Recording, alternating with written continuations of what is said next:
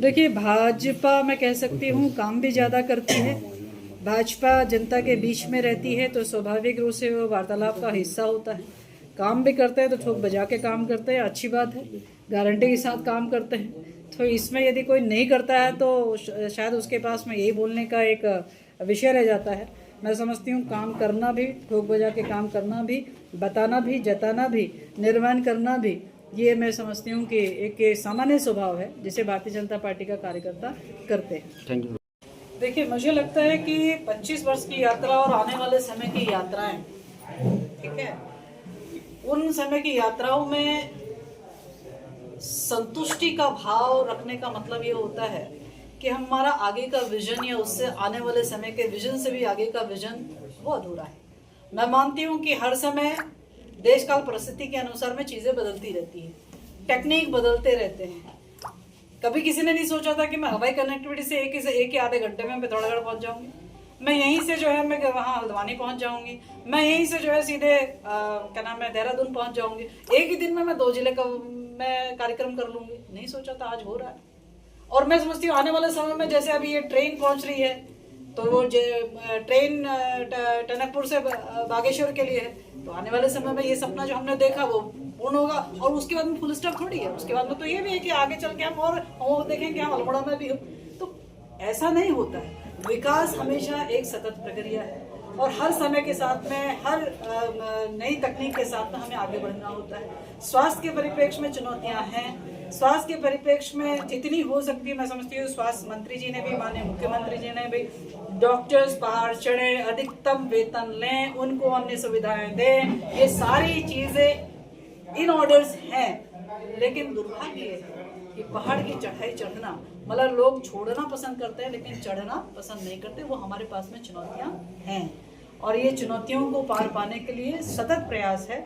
अभी जिस प्रकार से मैं समझती हूँ मेडिकल कॉलेजेस कितने थे पहले अपने पास में, आज मेडिकल कॉलेज काफ़ी सारे हैं अपने पास में। अल्मोड़ा मेडिकल कॉलेज है, श्रीनगर मेडिकल कॉलेज है, पिथौरागढ़ का निर्माणाधीन है, कई सारी चीज़ें। पिथौरागढ़ में आपकी ये रनवे है, ये सारी चीज़ें हैं। तो मैं समझती हूँ कि समय के साथ में चीजें प्रगति करती हैं। संपूर्णता जैसा विषय जो है मुझे लगता है कि होना नहीं चाहिए। हमेशा ये होना चाहिए कि हमें इसके आगे पाना है, हमेशा ये होना चाहिए हमें इसके आगे जाना है। आज मेरा राज्य इतना है तो कल को मुझे इसे जो है और आगे ले जाना है, ये हमेशा हमारे भाव में रहना चाहिए।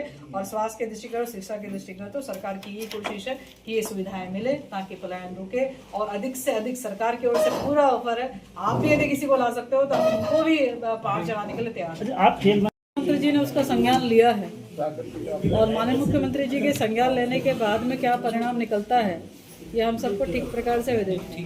तो इसलिए हमें थोड़ा सा धैर्य रखना चाहिए। तो ये कहना चाहूँगा कि भाजपा सरकार के उसमें दामी जी के नेतृत्व में तो इन्वेस्टर समिट हुए। कितने इन्वेस्टर समिट में, इन्वेस्टर समिट में इतने बार के इन्वेस्टर्स आए और इन्वेस्टर आने के साथ में लगातार उस इन्वेस्टमेंट की ग्राउंडिंग हो रही है। और भाजपा सरकार में बोलना भूल गई कि सबसे ज़्यादा युवाओं को जितने वर्ष बने हुए हैं और जितने वर्षों में नौकरी मिली उससे ज़्यादा तो इन 2-3 वर्षों में नौकरी मिल गई। 26,000 से अधिक युवाओं को नौकरी मिल गई है।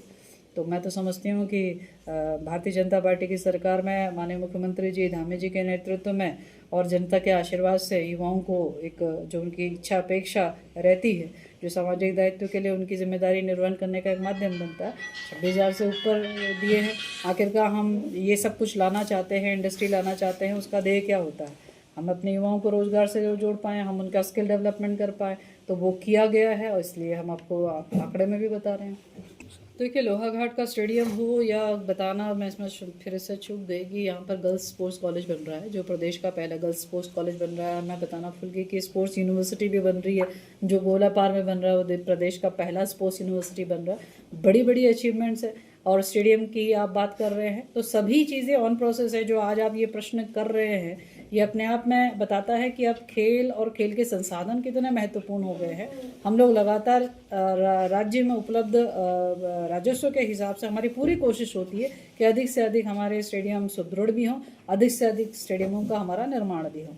तो देखिए, मैं तो ये कह सकती हूँ कि हमारे स्टेडियम्स जिसकी आप पर्टिकुलर बात कर रहे हैं उसका मैं परीक्षण करा लूँगी। अन्यथा हमारे स्टेडियम्स जो कि जितने नॉर्म्स में हैं उनका बनना सुनिश्चित है।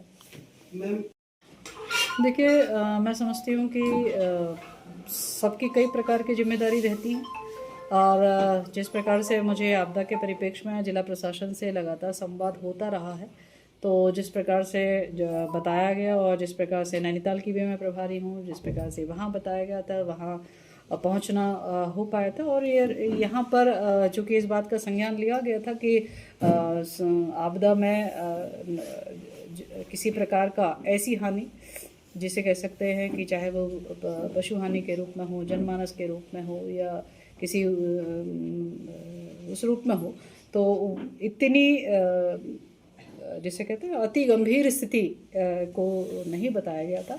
लेकिन मैं प्रशासन के संपर्क में थी और प्रशासन ने यहाँ पर पूरी मुस्तैदी के साथ काम किया। माननीय मुख्यमंत्री जी का लगातार मार्गदर्शन भी यहाँ पे प्राप्त होता रहा, तो इसलिए किसी को कोई किसी प्रकार से जो आपदा के निमित्त या नॉर्म्स में जो मदद हो सकती थी वो किया गया। देखिए, सरकार की तो हमेशा ये कोशिश रहती है, चाहे वो स्वास्थ्य का विषय हो, चाहे वो शिक्षा का विषय हो, कि हम सुदूरवर्ती हमारे चाहे वो विद्यालय हो, चाहे वो हमारे स्वास्थ्य केंद्र हों, वहाँ तक डॉक्टर अथवा शिक्षक सुनिश्चित हों। मैं समझती हूँ शिक्षा विभाग भी लगातार अध्याचन दिए हुए है और शिक्षा विभाग की भी ये कोशिश रहती है कि हर जगह शिक्षकों की उपस्थिति रहे ताकि हमारी शिक्षा बाधित ना हो। आपने जो विषय बोला है तो संज्ञान लिया जाएगा और हमारी कोशिश रहेगी कि शिक्षक जल्द से जल्द पहुँचे। जो मुद्दा उठाया आपने बताया अभी, ठीक है, विपक्ष मेरे ख्याल में 2012 से 2017 के मध्य में भी होगा, तब तो सत्ता में थे, ठीक है। तो एक व्यक्ति परिस्थिति बदलते ही अपने विचार कैसे बदल सकते हैं। हमने 2012 से 2017 का कालखंड आपने भी देखा होगा, हमने भी देखा, हमने टॉपअप की बात भी सुनी है, हमने सारी चीज़ें देखी हैं, ठीक है। तो आपको नहीं लगता कि उस पर कितने विचार व्यक्त किए गए? मैं समझती हूँ कि भ्रष्टाचार का पर्याय कांग्रेस है, भ्रष्टाचार की जननी कांग्रेस है, भ्रष्टाचार के मामले में जनता सारा सीन देख चुकी है और मुझे लगता है कि जनता सारा सीन देखते हुए क्या परिणाम देना चाहिए वो भी बता चुकी है। उसके बाद में 2017 में चुनाव होते हैं, 2017 से 2022 से फिर जनता के आशीर्वाद से लगातार, तो ये तभी हुआ कि जीरो टॉलरेंस के साथ में कार्य किया गया, जो कि विपक्ष को पचता नहीं है, क्योंकि जो जैसा होता है उसको वैसा ही दिखाई पड़ता है।